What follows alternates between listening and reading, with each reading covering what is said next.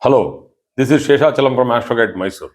So today we are discussing about medical astrology, and the chapters what we are covering today are mostly the 8th and the ninth houses and their significations with regard to medical astrology and how it helps us to identify which part of the body and what sort of problems the person might go through.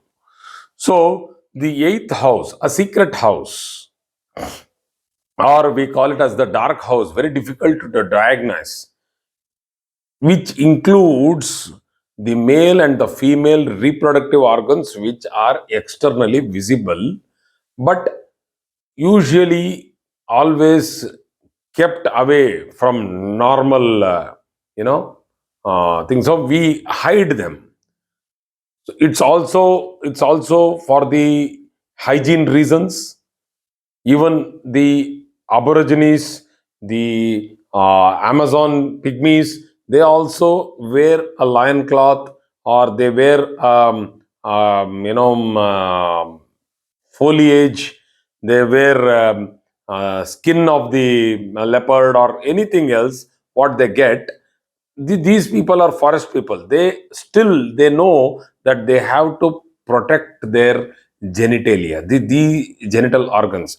So the male and the female reproductive organs are clearly fall in the eighth house. You know all sorts of problems what people go through when there are benefics along with malefics in the eighth house.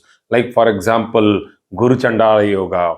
Like for example, Shani and Buddha both in the eighth house. Buddha and Rahu in the eighth house. These are all tough combinations for the eighth house. So people can go through problems of fungal infections, bacterial infections, um, because this also includes anus and rectum. They can go through piles, fissures, many problems of STDs, sexually transmitted diseases, and there is a huge number of difficulties which people go through because of these areas. So these are all areas which are fully hidden. So the body cavity and the lymph nodes, particularly the groin, is also to be seen in the eighth house. The appendix also can be seen from the ending part of the seventh house and the starting part of the eighth house. The Mooladhara chakra purely sits in the eighth house. Femur, the biggest bone, the thigh bone, starts, and the joint has to be seen from the eighth house. So this is a very important point, because many people nowadays, because of their occupational hazards, are going through a lot of problems of the joints, which are actually the main joints, the knee joint and the femur joint, that is the thigh joint, the big joint. So this, the joint which actually starts the legs, is the femur joint, the main joint, and that region is to be seen from the eighth house. So these are the normal karakatwas, significations, and the special karakatwas from Uttara Kalamrita. See, Uttara Kalamrita has some special significations which are extremely special. Like the eighth house can also be a representation of a face which has got afflicted. Now, going deep into this, we can understand that people who are afflicted, it is not infected, it is not scarred, it is not, there is no scar, fracture, or anything like that. Here, the word affliction has been written. That is, as different personality coming to your face.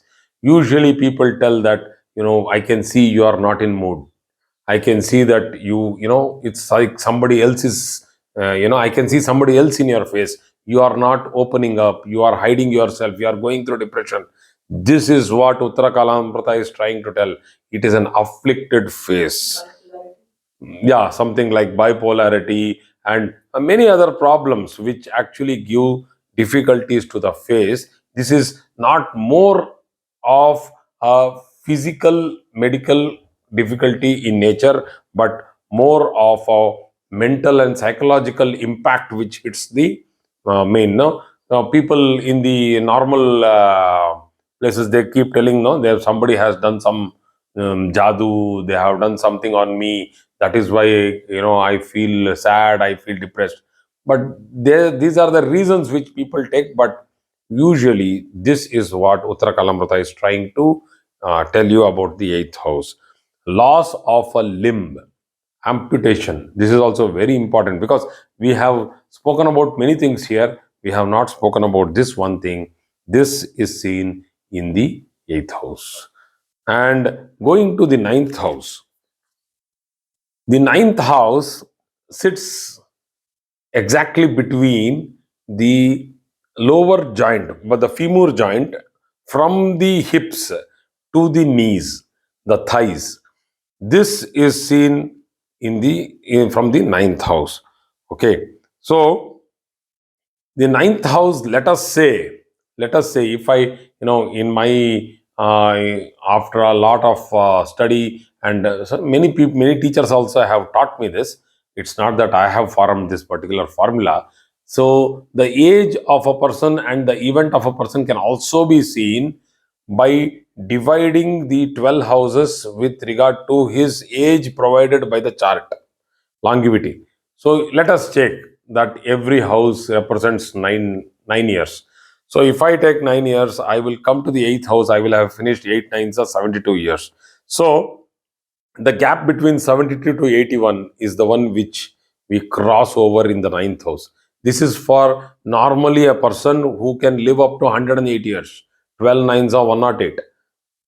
You understood now. So if the longevity is less, the number of years per house becomes less, and then you can divide it, allot that many years for every 30 degrees.